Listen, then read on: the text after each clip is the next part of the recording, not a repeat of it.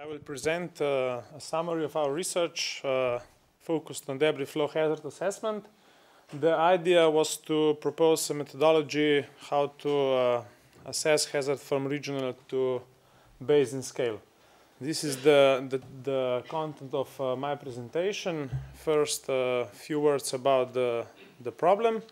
Then I will present the methods that we used and results, and of course, in the end, the conclusions and what to do next. Here are some photos of debris flows. You can see that debris flows are a mixture of water and everything else, we can say. On the left side, you can see the case with small grain materials and some wood. On the right side, you can see the big boulders in the first part of the debris flow. And on the bottom, you can see a photo of Log pod Mangartom debris flow, which was a consequence of triggering of Stožer landslides in 2000. And this is also the event where also in Slovenia we started thinking and speaking about debris flows. So speaking about hazard assessment, here are the major differences between debris flows and floods. The first question is, where can debris flow occur? For floods, we know that they can occur on every river, every torrent. It's a periodic phenomenon, but that question stays open for debris flows. The second question is the magnitude of the event. So the magnitude is the volume of the debris flow, and for the floods, we have hydrological models based on precipitation data. We can more or less model the expected hydrograph, but the question of magnitude of debris flows is more complex. And the last question was rheological characteristics of the potential debris flows. For water, we have hydraulic models. Rheology of the water is well known. On the other hand, the rheological characteristics of debris flows depends on each event specifically. So I will jump to the end. This is the main output of our research, how to get from regional GIS analysis to determine on which torrents we can expect debris flows. On the second step of our methods, we go from to basin, to selected basin, where we can use triggering models to determine active landslides and potential landslides. On the third step, we go from modeling on the basin scale to each landslide, where we determine the potential landslide volume. And then on the last step, we go to mathematical modeling of motion and the determination of hazard on torrential fan. So the first step is a regional approach. We used LiDAR-based DTM, which is luckily LiDAR derived and in Slovenia public available. We used numerous geomorphological classification methods, and then with additional statistical analysis, we narrowed down to 3 main parameters, and we proposed a new classification method. These are 19 of our test torrents. We narrowed down to fan slope, Melton number, and the relief ratio, and this is proposed classification. Red color is debris flow hazard. Orange color is transitional, where they can occur but not very likely, and the green color are the torrents with no debris flow hazard. This is a graph where our limits are presented. For the hazard, we have limits in the right upper part. For transitional, we have limits in the middle part, and for the torrents with no hazard, we have on the right bottom side. So after we classify the torrents, we go to basin scale. Here we used LS rapid triggering model developed in University of Kyoto in Japan by Professor Sasa. This model has two main triggering factors, which one is pore pressures, which is the one we focused on, and the earthquakes. We use the DTM with resolution 1 meter and geological map. Here on the left side you can see the modeling result. You can see with the lines you have field surveyed landslides and potential landslides. You can see that we found quite a good agreement with the active landslide, plus we discovered some of the areas which has not yet been recognized as problematic one. And this is the input data, the geological map of this area. So the next step is going on to one of the landslides. Here we focused on Stoža landslides mentioned before. We also used LS rapid triggering model. On the left side you can see the basic, I can say, model topography. On the right side you can see digital orthophoto with observed contour of the landslide. When we use LS rapid model, we have to determine so-called residual shear resistance of the material. The authors of the model suggest to use shearing apparatus. Our colleague in Reka have this apparatus, but the limitation of this geotechnical machinery, I can say, is the limitation of the maximum grain we can test, and this is 2 millimeters. We took some samples from the Stoža landslides, and we found out that more than 50% is larger. So we proposed that this tau SS can be assessed based on peak shear resistance of the material, and it should be between 45 and 65%. And this is RU. This is a pore pressure ratio which can be calculated.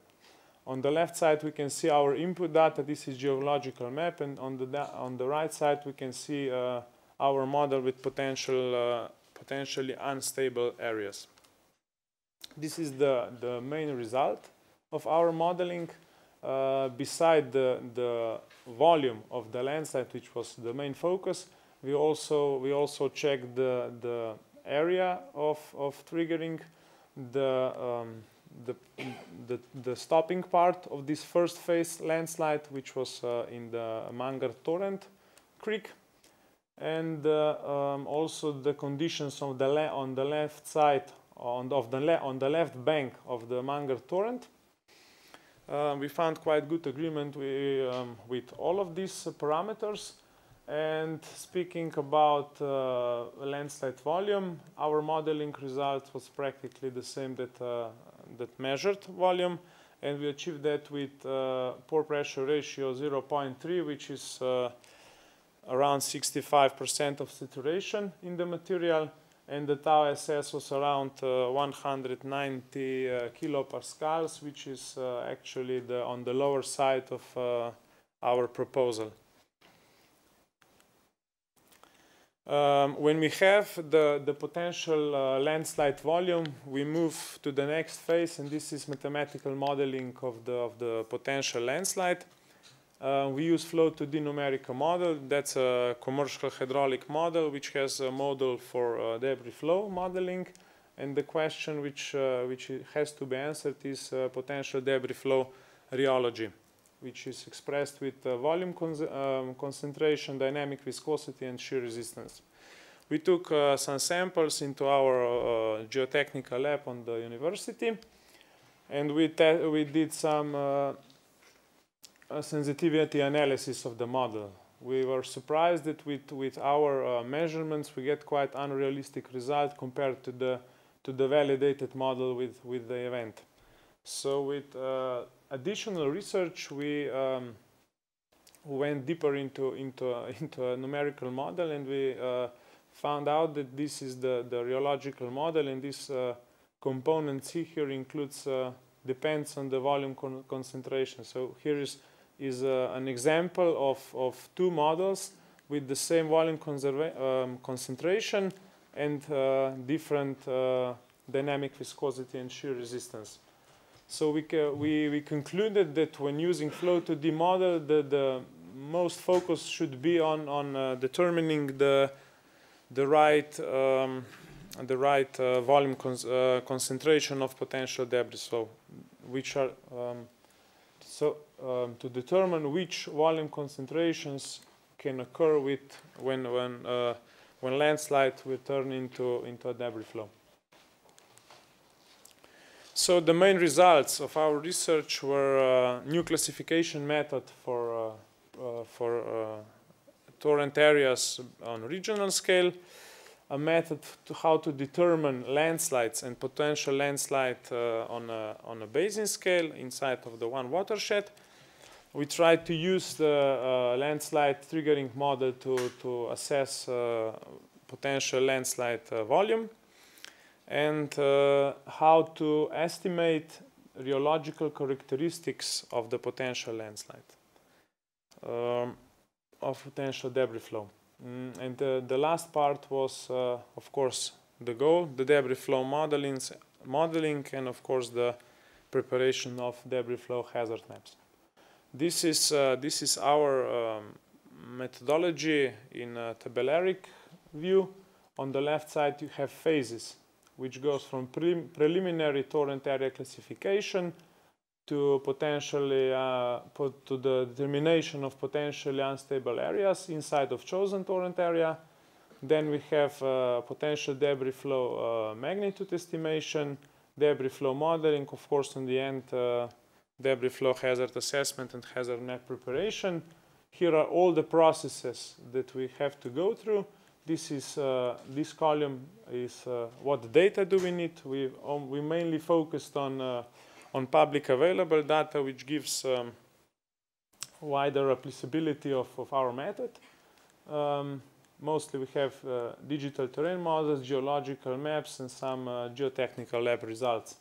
On the last column you have tools which we used. We mainly use GIS tools. Some of the tools can be replaced. We used Excel, but you can use other tools. But two main tools that we used are LS-Rapid triggering model and Flow2D for motion modeling. So the conclusions, the very important part is that we should be able to carry out research on coarser materials. So it would be easier to determine main model parameters. One step forward would definitely be if we had more precise geological maps of the areas. And one of the important questions that rose during the research was how to connect critical pore pressures. So triggering pore pressures with hydrology and hydrological modeling, that we could link the critical pore pressures with the precipitation thresholds, and that we would get triggering values for our landslides. One question, of course, which stays open is this transformation mechanism between landslides and debris flow, because this depends on many parameters, and this is, of course, one of the areas that should be more precisely investigated. And the last point, I can speak for Slovenian conditions, that we should gather data in our water management companies with more systematic approach, that we would have more historical data, because at the moment there's a lot of data, but it's not in order, so we could use them for further research, and of course to adopt a proper legislation concerning also the debris flows. We have a very good, I can say, legislation for flood hazard, but debris flows are somewhere between landslides and floods. So this is also one of the topics for the further work. So this is all from my side. Thank you for your attention. Thank you.